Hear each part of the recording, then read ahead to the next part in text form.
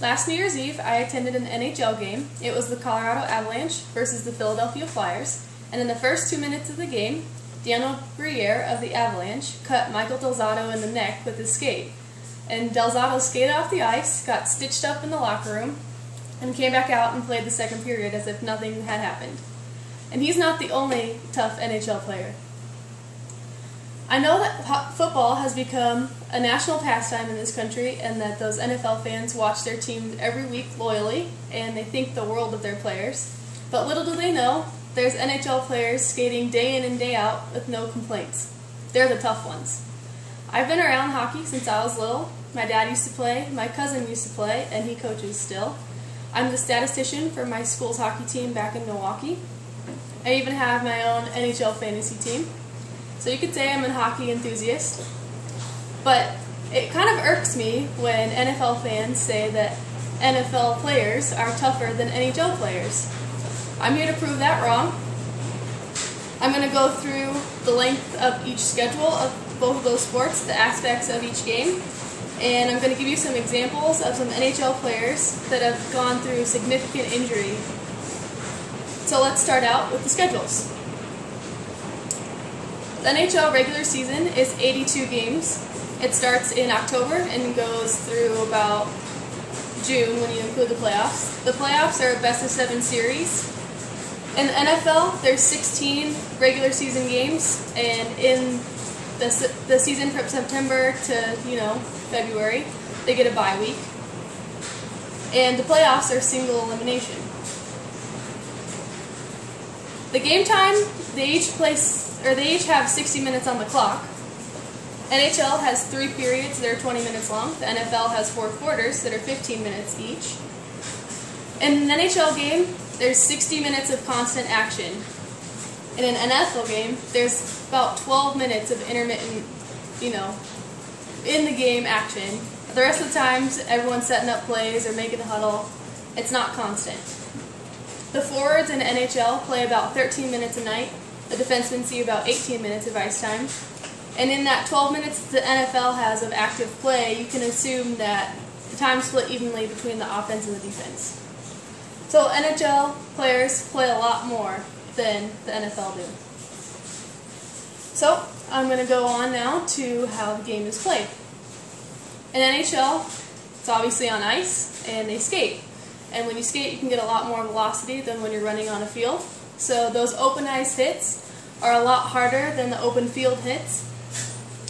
And even though a lot of the NHL hits are against the boards and the boards absorb some of that force, there's still about 60 hits a game, so each team experiences about 30.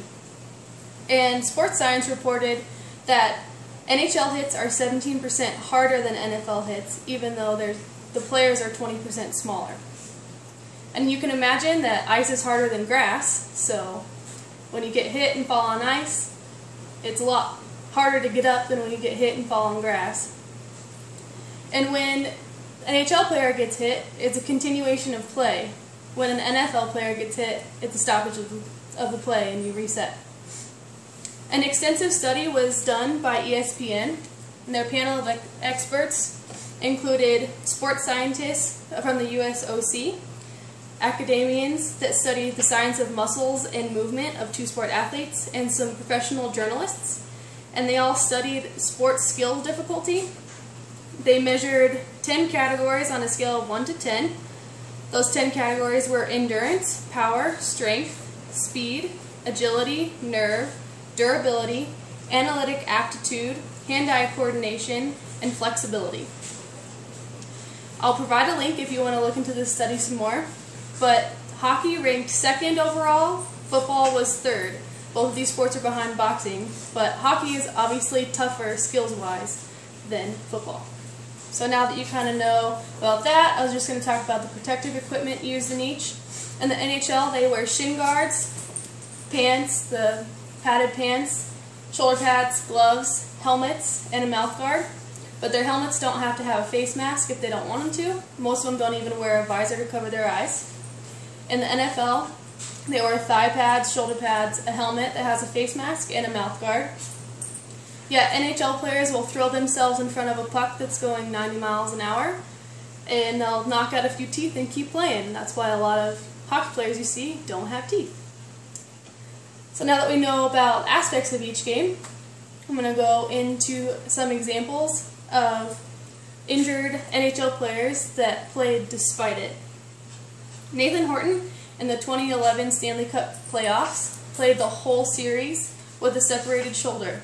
And I quote him, "Obviously it didn't feel good, but you just play through it. That's it. Everyone does it. I'm no different." In the 2013 Stanley Cup Final versus the Chicago Blackhawks, Patrice Bergeron of the Boston Bruins sustained broken rib, torn cartilage and muscles, and a separated shoulder during Game 5, yet he played Game 6, and he says it's the Stanley Cup Final. Everyone's banged up, but everyone wants to help their team play.